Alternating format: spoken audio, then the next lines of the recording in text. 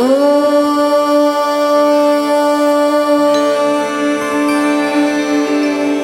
श्रीगुरुभ्यो नमः।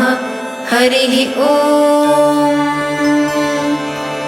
अस्य श्रीललितासहस्रनामस्तोत्रमालामन्त्रस्य वशिन्यादिवाग्देवता ऋषयः अनुष्टुप्-छन्दः।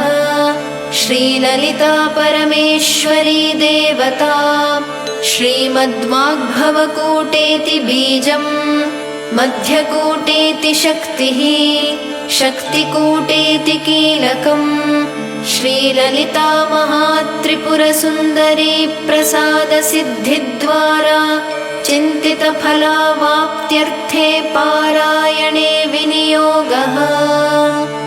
ध्यानम्